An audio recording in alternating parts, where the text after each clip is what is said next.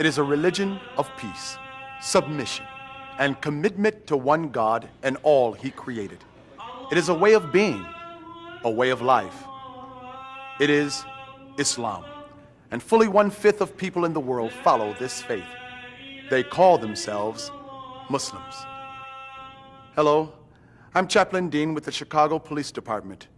This is the second in a series of videos to expand your knowledge and understanding of the many diverse communities within our city. Having even a basic knowledge of a person's customs and culture enables police officers to conduct their duties in a more efficient and respectful manner. Today, we explore Islam. The Chicago area is home to more than 400,000 Muslims. Many are immigrants from around the world, but many more are second or third or even fourth generation Americans. For example, within the United States, the largest constituency of Muslims happen to be African American. After that, you have many Southeast Asians, Pakistanis, Indonesians, Malaysians, and then down there, then you have some, Arabs. And there are Muslims of every stripe, of every color and nationality. There are white Americans who are Muslim, African Americans who are Muslim. There are Russians and Chinese and Japanese who are Muslim. It's very important to keep in mind that Islam is not an ethnicity. It is simply a very basic religious creed. Muslims believe in one God who revealed Islam through all the prophets, with the final prophet being Muhammad. Abraham is like the father of the three faiths, they call it. And the Christianity and the Judaism, it's all linked together. We're all of one God. That is the very definition of Islam, is to submit oneself to the message of God. We must stand for the protection of life. We stand for law against crime. We stand for morality and obedience to the law. As human beings who are living in the society, we're very committed to the upliftment of this society. And that we see as definitely a religious obligation. We bring a strong essence of moral values, family values, social values, notions of justice, notions about community service and social interaction, which are an inherent part of Islam, but which are also very important in the American fabric. A Muslim place of worship is called a mosque. The imam is the person who leads the prayers.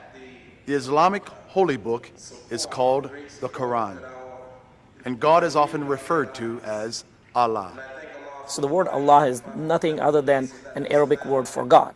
In fact, many of the Christian population in the Middle Eastern areas, they refer to their God as Allah because it's just an Arabic term for God.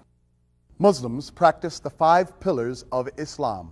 These are witness, affirming the absolute unity of God and accepting the prophecy of Muhammad; worship, offering ritual prayers 5 times a day to God while facing in the direction of the Kaaba in Mecca; charity, obligatory donation annually of at least 2.5% of accumulated wealth; fasting, complete abstinence from food, drink, and conjugal relations from dawn until dusk by able-bodied adults during Ramadan; pilgrimage, visiting the Kaaba and other sites in Mecca at least once in a lifetime.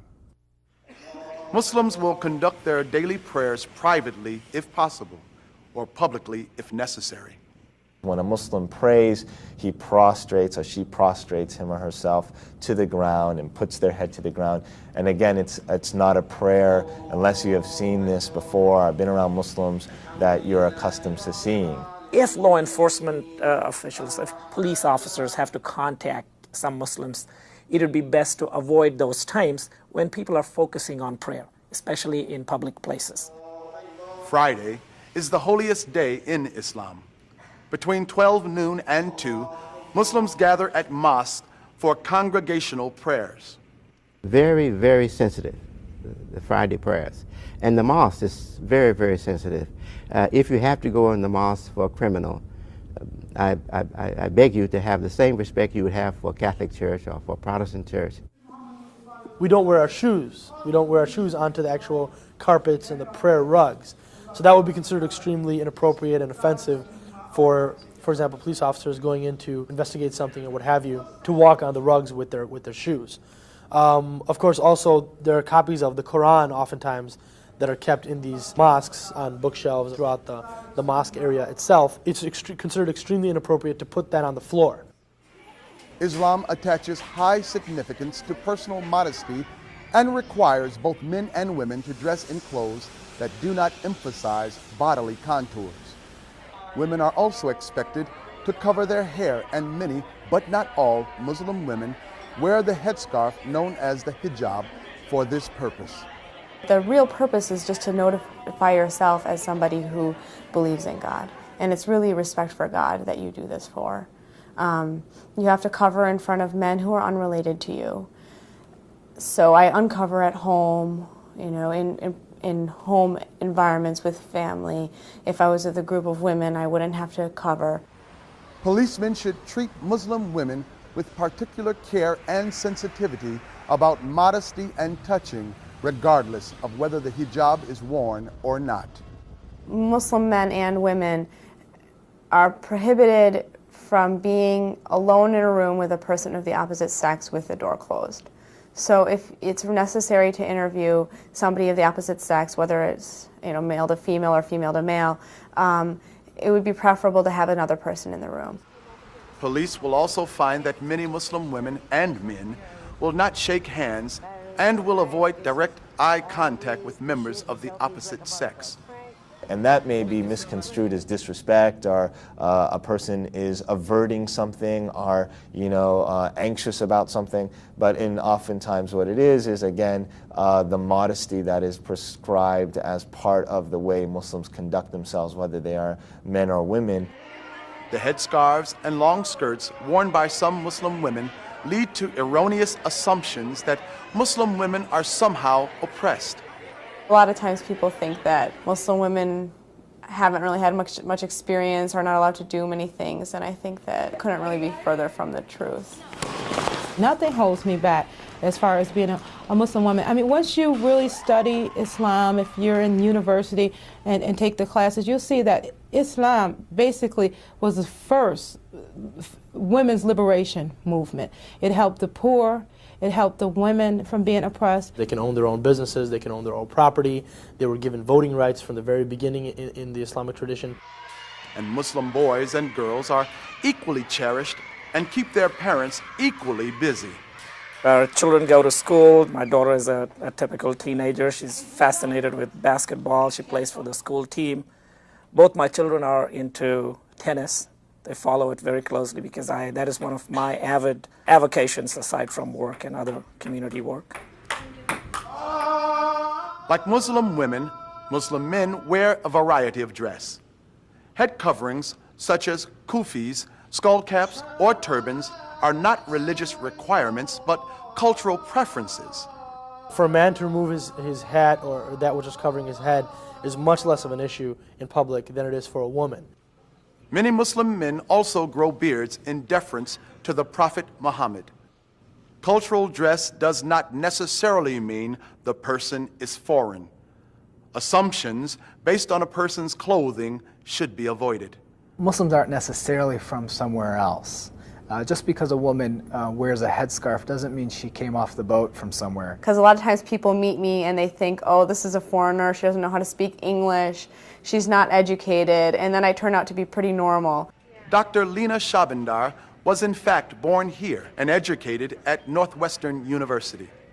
Muslims are valued members in all professions. I was born in Jordan. I lived there for the first 10 years, and then I immigrated to the United States. And I've been living here for the last 23 years.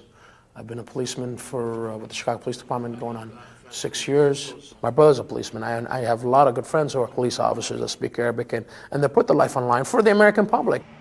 Police officers, doctors, teachers, attorneys, parents, students, volunteers. Muslims integrate the tenets of their faith into all aspects of their lives.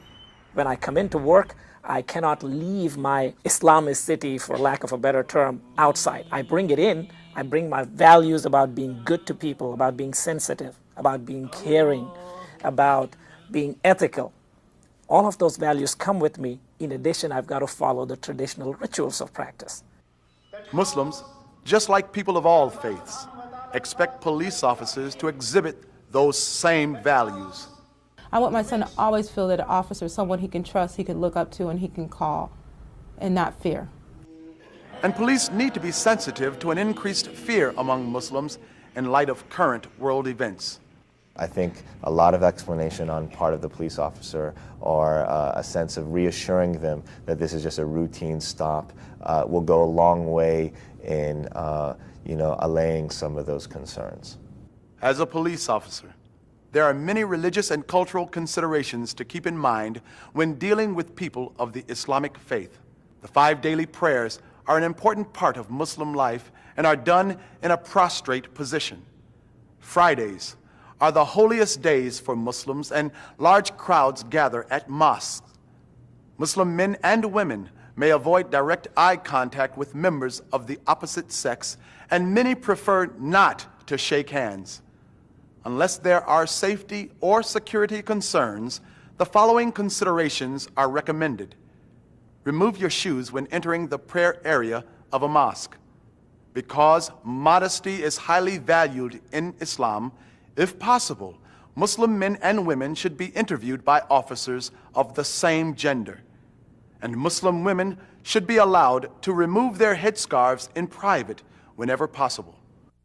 Also, keep in mind, some Muslims have an increased fear of law enforcement due to anti-Muslim sentiment following terrorist attacks by foreign Islamic extremists. All of the people we encounter on a daily basis expect to be treated with dignity and respect. Those who practice the Islam faith are no exception. It is our hope that this video will serve to enlighten and foster a new awareness and understanding. Thanks for watching, and as always, stay safe.